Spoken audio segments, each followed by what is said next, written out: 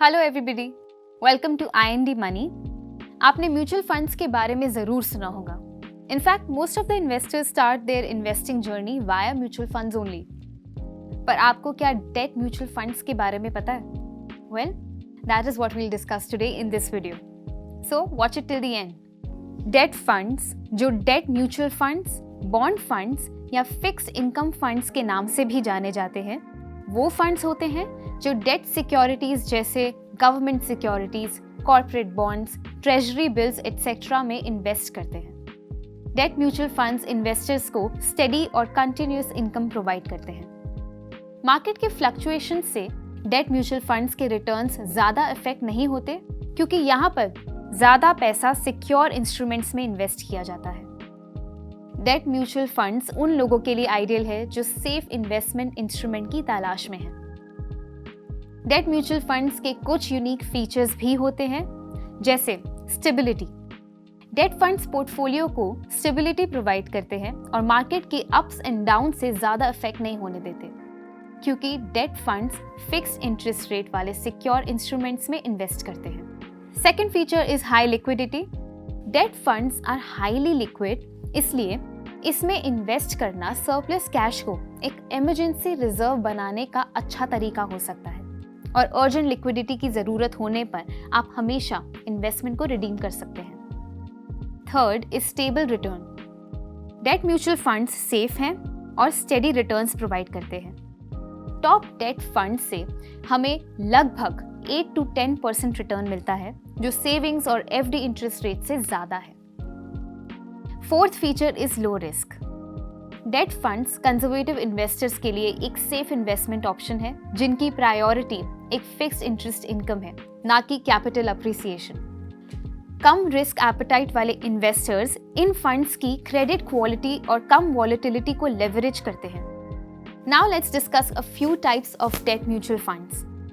सबसे पहले overnight funds. Overnight date funds वो फंड्स होते हैं जो एक दिन की मैच्योरिटी वाले डेट सिक्योरिटीज में इन्वेस्ट करते हैं। ये उन इन्वेस्टर्स के लिए परफेक्ट है जो अपने फंड्स को कुछ देर के लिए पार्क करना चाहते हैं। Second, liquid funds.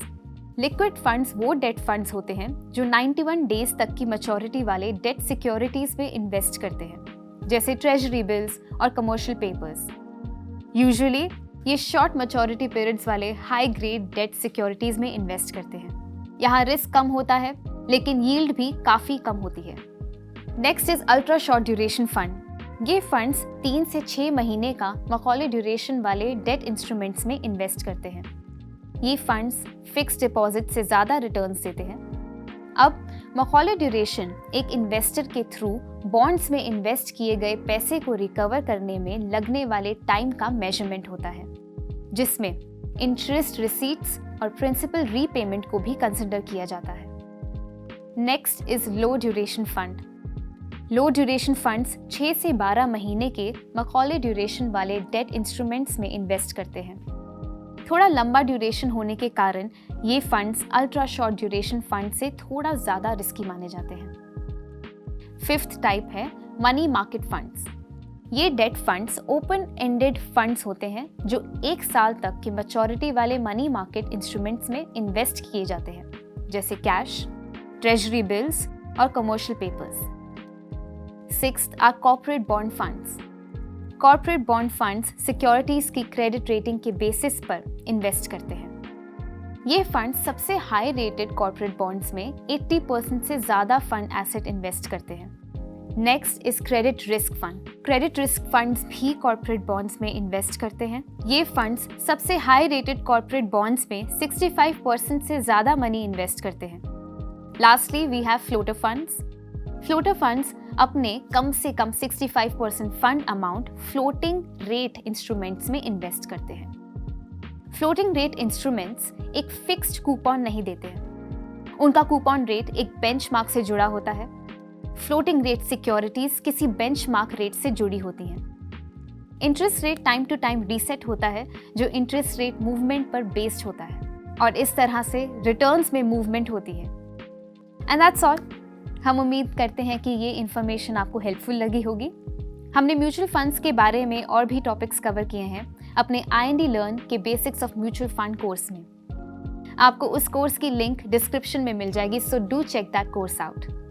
And if you want to learn more such financial concepts, then like this video and subscribe to our YouTube channel where we simplify finance for you. See you in the next one.